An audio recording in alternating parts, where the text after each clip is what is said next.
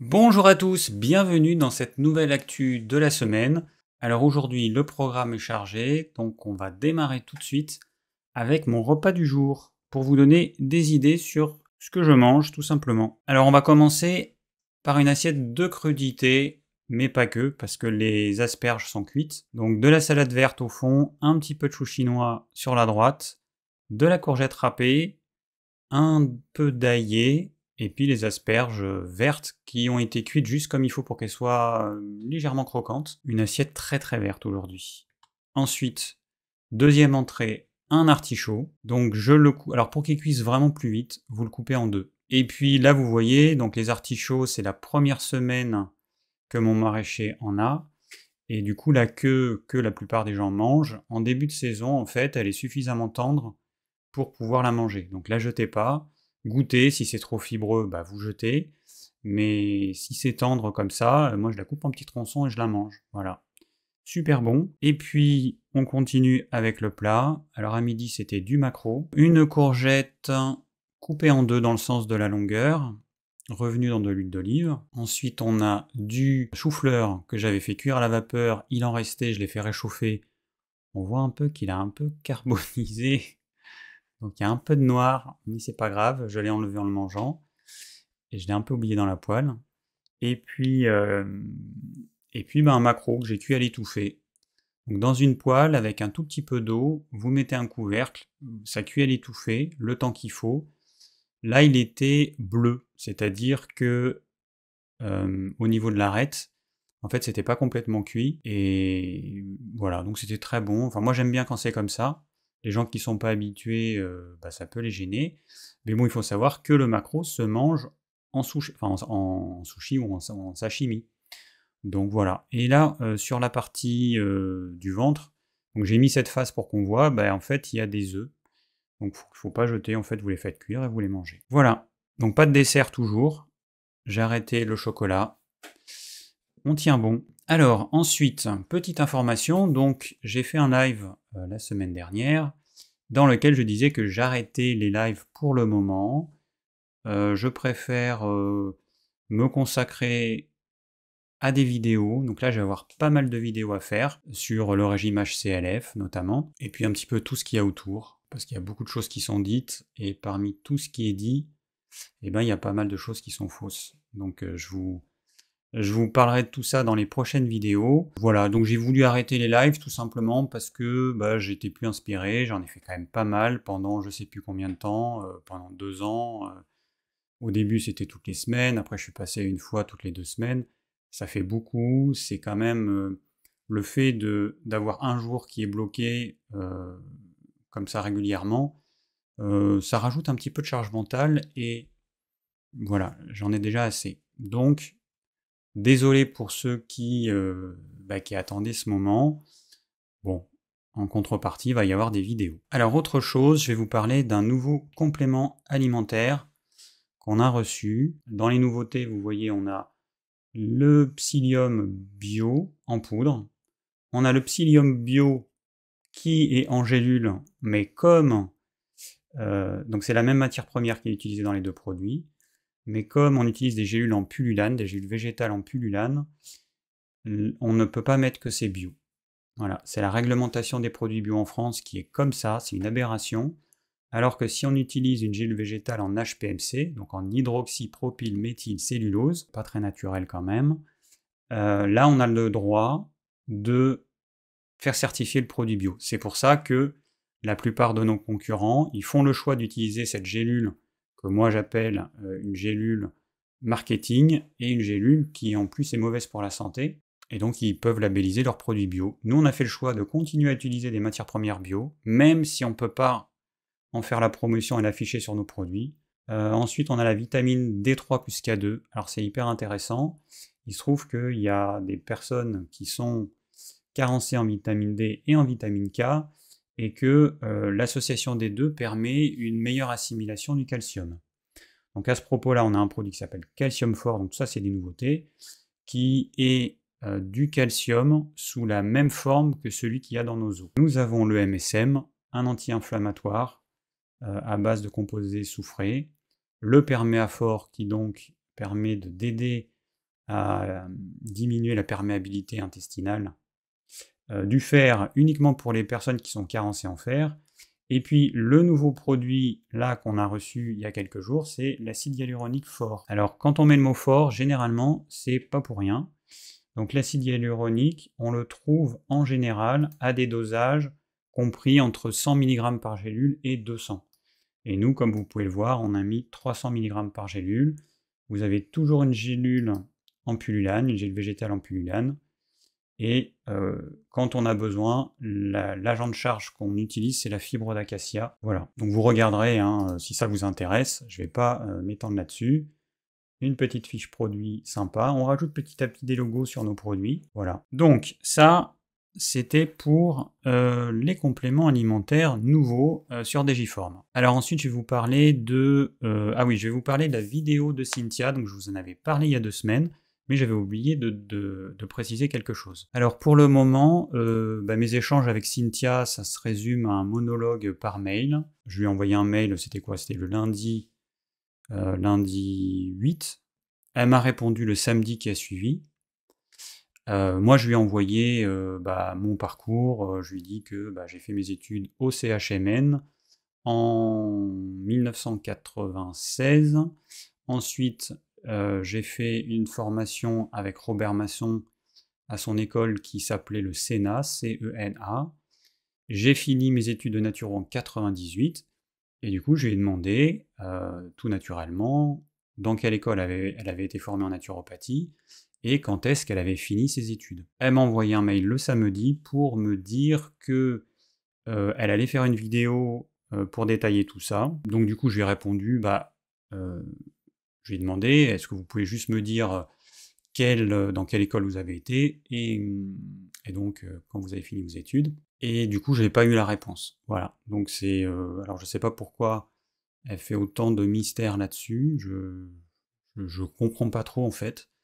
Il y a rien d'extraordinaire à dire dans quelle école elle a fait ses études de naturo.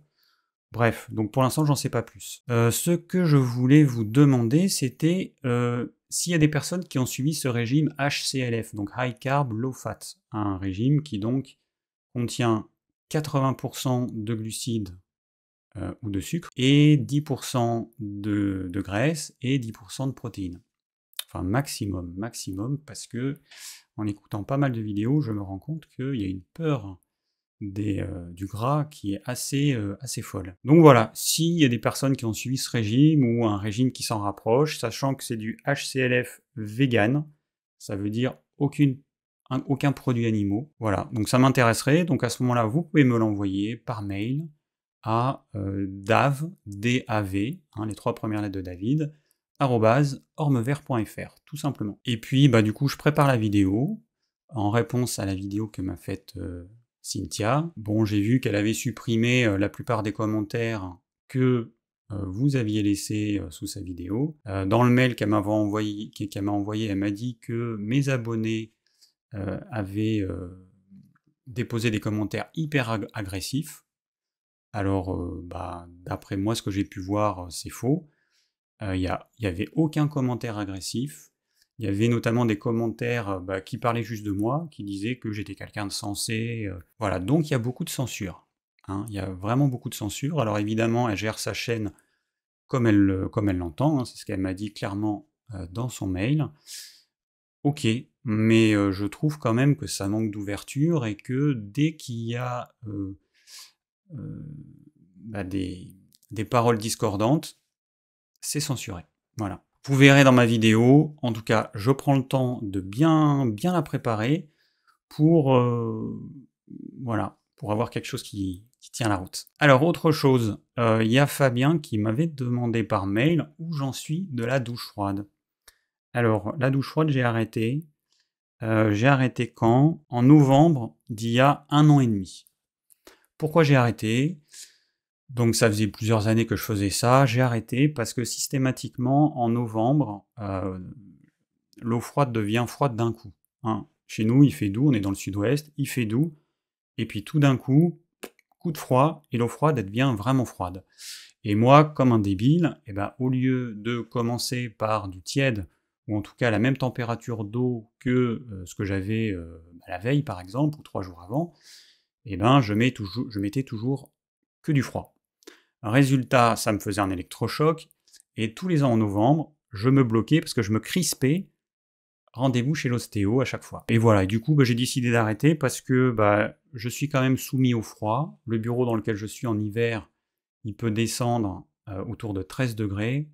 Donc quand on est assis dans une pièce à 13 degrés, c'est froid. On a plein de parties de la maison qui sont froides. L'endroit où on mange, là, on a réussi à aller vers les 17 degrés. Du coup, c'est froid. Et je me rends compte que mon corps est soumis au froid, et donc rajouter encore la douche froide, c'était peut-être trop. Donc voilà. Alors après, je vais continuer à la prendre en été, mais encore une fois, ça fait beaucoup de choses. Tout à l'heure, je parlais de la charge mentale, ça fait quand même beaucoup de choses. Et à un moment donné, voilà, il y a la vie quotidienne, et il y a du stress dans nos vies quotidiennes généralement. Il y a plein de choses qui s'ajoutent, et là, ça faisait trop, tout simplement. Alors ensuite, je vais vous parler de un documentaire que j'ai vu, alors qui s'appelle Jeunesse en fumée. Bon, je regarde plein de trucs différents, et c'est vrai que celui-là, il m'a quand même appris quelques trucs. Alors, ce que les parents ignorent, et que les jeunes ignorent aussi, c'est que le cannabis a changé. Aujourd'hui, il est 10 fois plus puissant qu'il y a 30 ans. Et donc, il est 10 fois plus nocif pour le cerveau de ces jeunes, enfin leur cerveau qui est encore en construction. Là, on nous dit qu'à 17 ans, un adolescent sur 10 fume de l'herbe, soit 2 fois plus que la moyenne européenne. C'est quand même pas mal. Donc là, c'était un reportage sur la France. Quand un jeune fume du cannabis, les molécules du cannabis vont se fixer sur les récepteurs des neurones, ce qui va entraîner des difficultés de concentration, des pertes de mémoire, et ça va également diminuer la motivation du jeune vis-à-vis de ses études. Et ça va aussi diminuer sa motivation à faire des choses de la vie courante. Le cerveau est en formation jusqu'à 25-27 ans. Ça, je savais pas, je pensais que c'était début vingtaine, mais je pensais pas que c'était aussi tardif. Et donc le cannabis va entraîner une modification du cortex qui joue un rôle dans la mémorisation et dans la concentration. Un jeune qui a fumé durant l'adolescence de façon addictive pendant plusieurs années, il aura une modification de son quotient intellectuel à la baisse, et ça de façon définitive, même s'il arrête de fumer. Alors, tous ces jeunes, pourquoi ils fument du cannabis? La plupart du temps, c'est parce qu'ils se sentent mal, ils se sentent seuls, ils sont mal dans leur peau, ils se sentent en insécurité. Bon, voilà, donc documentaire intéressant, qui m'a quand même appris des choses. Alors, je n'ai pas mis de petites photos. Un documentaire dans l'émission Envoyé spécial sur les HPI, haut potentiel intellectuel. Donc ça veut dire que la personne elle a un quotient intellectuel qui est égal ou supérieur à 130. Alors on pourrait avoir l'impression qu'il y en a plus, mais en fait c'est juste que c'est parce qu'on en parle plus. Il y a des livres qui ont été écrits sur le sujet.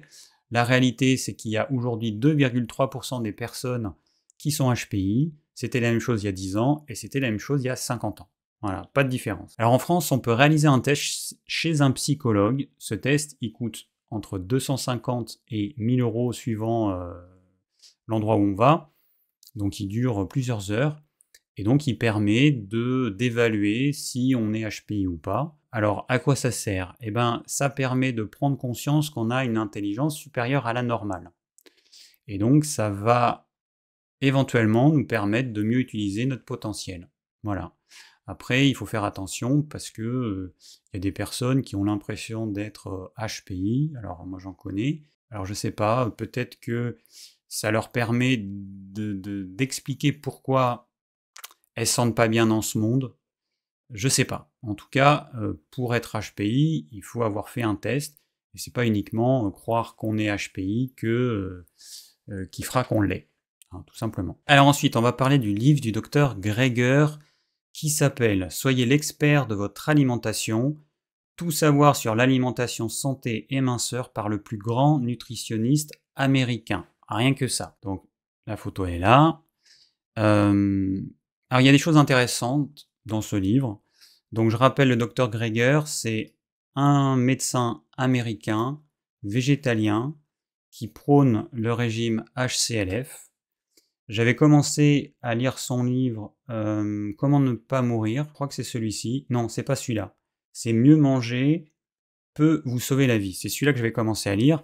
Et déjà, dans les premières pages, on trouve des chiffres assez fous, comme quoi la consommation de viande augmenterait les cancers de, je sais plus, 150%, pareil pour les produits laitiers. Alors il va se baser sur des études scientifiques, évidemment, ce qui m'a évidemment donné l'envie de faire une vidéo pour vous expliquer ce qui se passe derrière toutes ces études scientifiques, ou plutôt les gens qui vont utiliser des études scientifiques pour donner du poids à leur théorie. Le problème, si je résume, c'est qu'on va toujours trouver des études scientifiques qui vont aller dans notre sens, mais que si on ne va pas voir s'il y a des études scientifiques qui vont montrer l'opposé, eh ben on peut croire que tout va bien. Sauf que dans la réalité, on trouve toujours, sauf exception, mais on va trouver des études scientifiques qui vont montrer que la viande peut poser problème, et puis d'autres qui vont montrer que non, ça pose aucun problème. C'est un médecin qui n'est pas neutre, donc en lisant ce livre, je sais qu'il est végétalien, et c'est vrai qu'il passe son temps à associer acide gras saturé à viande. Voilà, c'est systématique.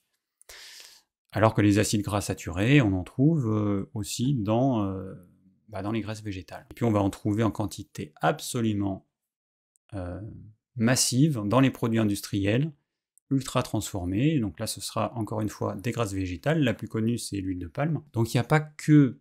Et puis il y a le problème aussi des acides gras trans. Il n'y a pas que les produits animaux qui contiennent ce type de gras, mais lui, il a un petit peu une fixette là-dessus.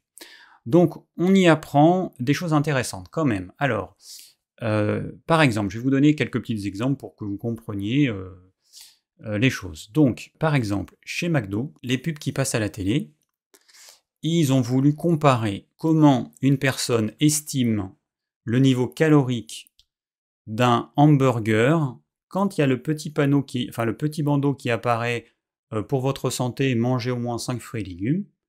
Donc, on fait apparaître à des gens la pub de McDo avec ce petit bandeau, et puis on leur demande, à votre avis, il y a combien de calories dans ce hamburger? Et puis, on fait pareil sans faire apparaître le bandeau.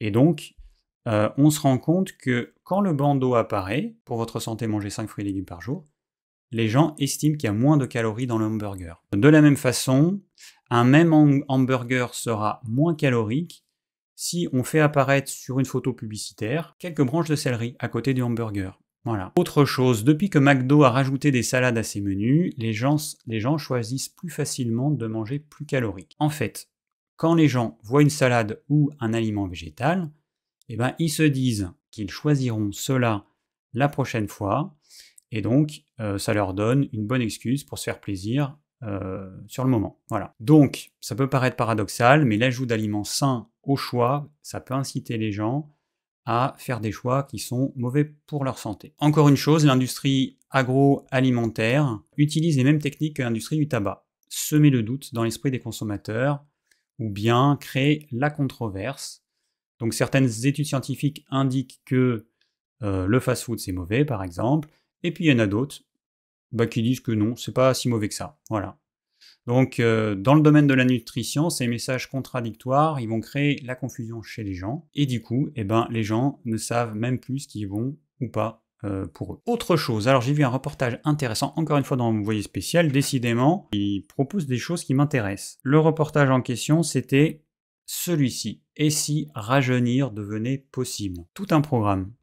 Alors on y voit un milliardaire américain, Brian Johnson, 45 ans, qui aimerait inverser le cours du temps. Il affirme avoir rajeuni de 5 ans grâce à son régime alimentaire très particulier. Alors faut voir le reportage, c'est un peu n'importe quoi, à mon avis. Alors je vais vous montrer une photo de ce monsieur. Donc à droite, c'est là, quand il a 45 ans. À gauche, c'était quelques années avant qu'il fasse son truc. Et je vais vous montrer une autre photo de lui. Alors là, il était un peu gros à gauche, un peu boursouflé. Une autre photo de lui, quand il était un peu moins gros, avec peut-être un début de cheveux blancs sur le côté. Bon, très sincèrement, moi je le préfère comme ça que sur la droite. Et puis c'est surtout que il se fait des soins, il a dépensé je sais pas combien de millions d'euros, il se fait des soins donc des soins esthétiques. Alors il fait beaucoup de sport, il a un super corps, mais c'est vrai que dans le reportage, quand on voit son visage de près quand il parle, on voit qu'il est ridé ici, au niveau des yeux. Enfin, très sincèrement, son visage, il est émacié. Bon, ses cheveux, il les teint. Alors par contre, il les teint pas de façon jolie. Ça fait un peu casque, ça fait un peu Playmobil. Ça fait pas naturel en fait. Ça fait vraiment pas naturel. Et moi, je trouve pas qu'il a moins de 45 ans. Très sincèrement, non, je trouve pas. Alors après, dans ce reportage, eh ben, on voit, alors donc il y a un monsieur qui a 73 ans, alors lui il fait quand même, je dirais plus jeune, alors il se teint les cheveux aussi, mais il fait plus jeune. Alors lui il s'est injecté de l'hormone de croissance et puis d'autres hormones, et donc il aurait trouvé un antidote au vieillissement. Alors il y a certains scientifiques qui ont envie d'aller plus loin, alors je vais enlever peut-être ça. Qu'est-ce que vous en pensez qu'on voit pas que ce monsieur? Il y a certains scientifiques qui veulent aller plus loin et qui veulent reprogrammer nos cellules et nous faire gagner, alors les faire retourner à il y a 30 ans. Voilà. Alors bon, ça paraît un peu fou, ça fait un peu peur, je me méfie. Je me rappelle avec l'histoire du clonage et de la brebis Dolly, où on s'est rendu compte finalement que ses organes, elle avait beau être clonée, elle avait beau avoir un âge de quelques années, en fait ses organes, ils étaient plus vieux que son âge depuis qu'elle était née. Donc voilà, on verra, en tout cas, c'est censé être l'avenir, voilà. Il y en a qui disent que d'ici 10, 20, 30 ans... Alors bon, évidemment, ce sera pour les riches, hein, on s'en doute bien. Hein.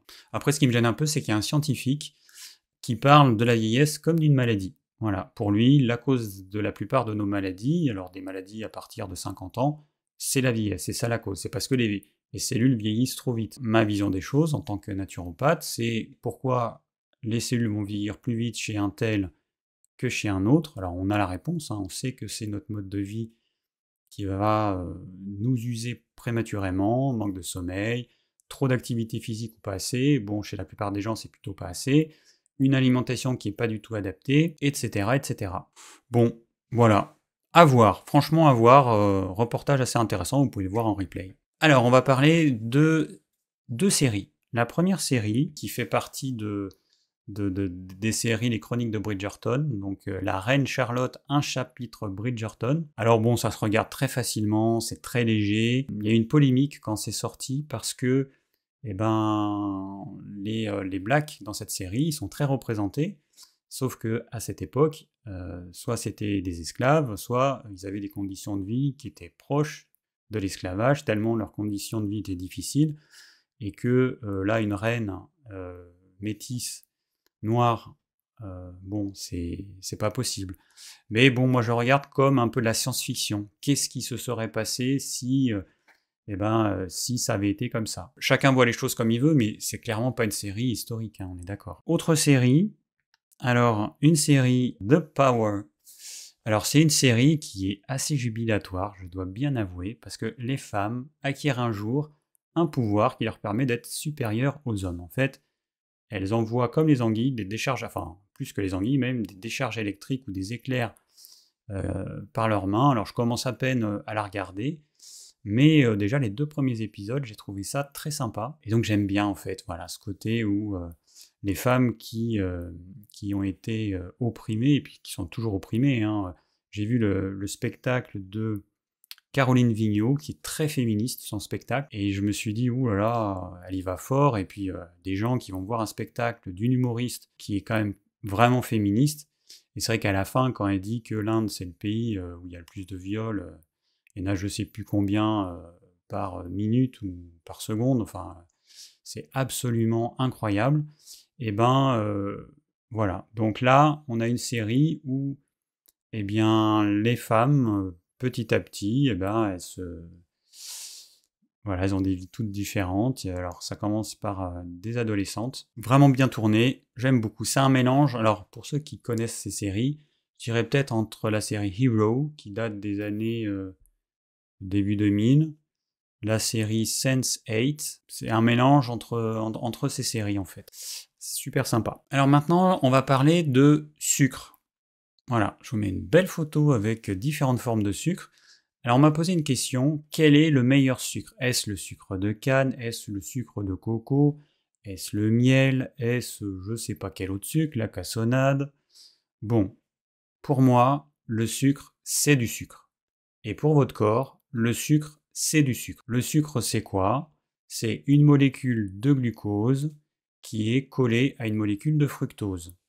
Quand vous allez manger du sucre, quelle que soit la forme du sucre, qu'il soit complet, qu'il soit blanc, de toute façon, 95 à 99% de ce qui compose ce sucre, c'est du saccharose, c'est-à-dire du glucose et du fructose. Et quand vous allez l'ingérer, ce glucose, il va passer dans le sang et il va être utilisé comme énergie. L'excédent, il va recharger nos réserves en glycogène, et l'excédent encore, il va être transformé en gras. Et le fructose, lui, il va arriver au foie. Comme il ne peut pas être utilisé directement comme énergie, le foie, il va d'abord le métaboliser. Alors, je vais faire une vidéo pour vous expliquer comment ça fonctionne précisément, parce que, en fait, ça n'a rien à voir avec le métabolisme du glucose. Le fructose, comme j'ai déjà dit plusieurs fois, il est transformé à l'issue de toutes les réactions biochimiques, il est transformé en différentes substances, donc on va avoir du glucose, qui va pouvoir être utilisé comme énergie, mais il est très fortement transformé en triglycérides, beaucoup plus que le glucose. Et puis, le déchet métabolique du fructose, c'est l'acide urique, ce qui est un vrai problème en termes de santé, et pas que pour la goutte ou les problèmes articulaires. Alors, le sucre, c'est du sucre.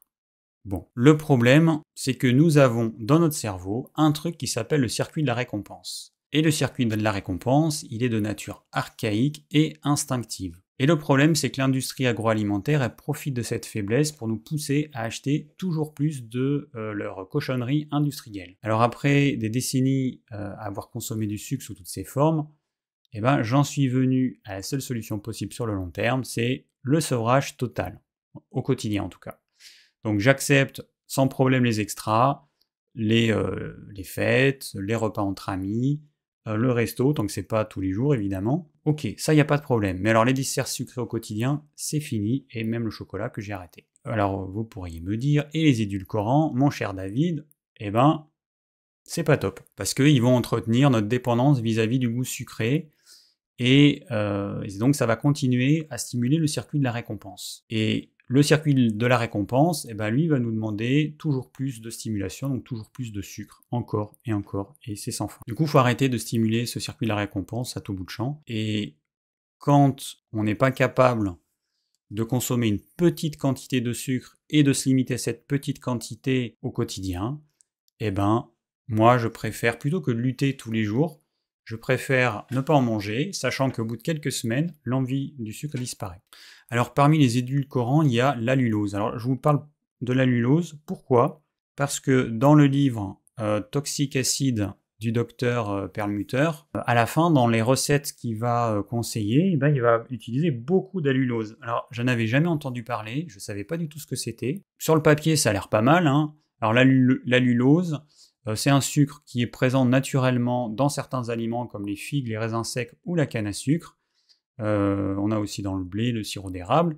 Il a la même formule chimique que le fructose, mais il est métabolisé d'une manière différente dans le corps humain, ce qui signifie qu'il contient moins de calories que le sucre ordinaire et il n'a pas d'impact significatif sur la glycémie. Ça a l'air chouette.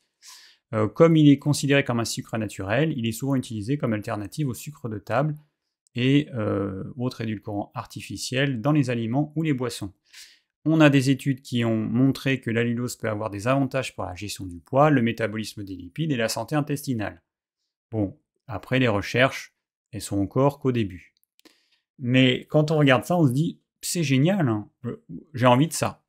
Alors, il est autorisé pour l'instant aux États-Unis, au Japon, au Mexique. C'est un nouvel édulcorant là-bas. Il a un goût proche du sucre blanc, mais bon, voilà, pour l'instant, on n'a pas assez de recul sur ses effets, et donc, en Europe, il n'est pas encore autorisé. Donc c'est vrai que par rapport à la stevia elle a un goût de réglisse, donc c'est pas un goût neutre, et du coup, l'allulose, lui, il est top, parce qu'il a un goût parfaitement neutre, donc on peut le mettre dans tous les produits industriels qu'on veut, c'est génial. Donc vivement qu'ils soient autorisés en Europe, on en aura partout. Et c'est à ce moment-là qu'on va se rendre compte probablement qu'il y a des problèmes. La stevia au départ, c'est une feuille qu'on récolte. Ensuite, on va faire passer cette feuille dans plein de réactions chimiques pour en isoler la molécule. Et on va avoir une poudre blanche toute belle. Et voilà, c'est ça le produit final qui est au final ultra transformé. Autre problème que pose la consommation d'édulcorants, c'est qu'on n'éduque pas les patients à un goût peu sucré. Ça, c'est un problème. Si l'objectif, c'est de diminuer l'appétence vis-à-vis du sucre, les édulcorants, ils vont pas permettre de se déshabituer et le cerveau et nos papilles vont continuer à être stimulés encore et encore. Et on va entretenir l'envie des aliments au goût sucré, donc c'est pas une bonne chose. Voilà, si on veut arrêter le sucre, la seule vraie solution, c'est de s'en sevrer, comme le tabac, en éliminant le sucre et les produits au goût sucré. Les personnes qui sont attirées par le sucre, ou celles qui ont l'impression de ne pas être attirées par le sucre, ou celles qui sont dans le déni en disant que le sucre, ce n'est pas addictif, arrêtez de consommer du sucre pendant 3 jours, on en reparlera. Donc le sucre, ça reste un vrai problème parce que ça va entraîner dans tous les cas une élévation de la glycémie et que même quand on utilise un édulcorant, on va quand même stimuler notre circuit de la récompense, sauf que s'il n'y a pas assez de calories par rapport au sucre naturel, ça va générer des fringales parce que notre corps, il voit qu'on est en train de le tromper, il voit qu'il y a un goût sucré mais il n'y a pas les calories qui vont avec. Donc au repas suivant, il va nous envoyer une méga faim pour nous obliger à manger les calories qu'on aurait dû avoir. C'est un piège. Donc pour moi, il n'y a pas de meilleur sucre. Le sucre, c'est du sucre, point. Et après, la seule différence, c'est que suivant les sucres, on va avoir des niveaux de glucose et de fructose différents. Par exemple, dans le miel, on a beaucoup plus de fructose que de glucose, ce qui est un vrai problème. Dans le sirop d'agave, pareil. Donc des sucres qui, moi quand j'ai fait mes études de naturopathie, donc il y a plus de 25 ans, je me rappelle que le fructose c'était conseillé, le sirop d'agave c'était conseillé. Aujourd'hui, on sait que non, c'est absolument à éviter. Voilà, on arrive à la fin de cette actu de la semaine, j'espère que ça vous a plu. Si vous avez des commentaires, des questions, n'hésitez pas à les poser, à laisser vos commentaires sous la vidéo. Et je vous dis à très vite pour une prochaine vidéo.